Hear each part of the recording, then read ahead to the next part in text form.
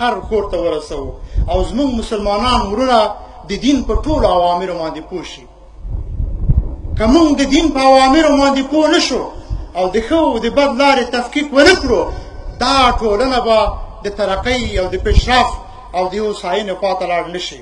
گلرحمان امدرد، یکی از سیاسیون جوان در ولایت بلخ، بی اتفاقی و نفاق در کشور را یکی از چالش‌های جدی فراروی افغانستان دانسته و از مردم خواست تا به کسی اجازه ندهد که میان آنها فاصله ها را ایجاد نماید و گفته وی کسانی که میان مردم فاصله ایجاد می‌کند خطرناکتر از مخالفان مسلح مردم افغانستان است، زیرا آنها خواهان تجزیه کشور اند.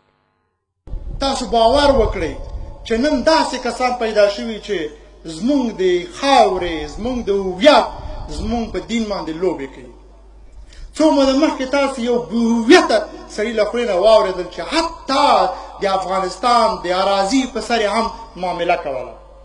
زه وایم دا خو ښکاره دښمنان دي، خو موږ په سیمه کې داسې پټ دښمنان دي چې په مراتب له لویو کفارو څخه خطرناک دي.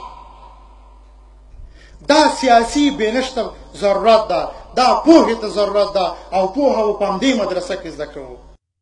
امدرد در سخنانش از درگیری در کوی البرز انتقاد کرده و از مردم خواست تا در موجودیت نیروهای اردوی ملی و پلیس ملی هیچگاهی به گفته‌های اشخاص روانی خط مقدم جبر نشود، چون به قیمت جانشان تمام خواهد شد.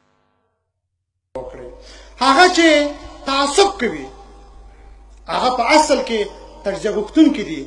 هغه غواړي چې افغانستان ټوټه ټوټه کې د خپلو شخصي منافعو دپاره یو مسلمان ورور د بل مسلمان ورور په مقابل کې وجنګوي.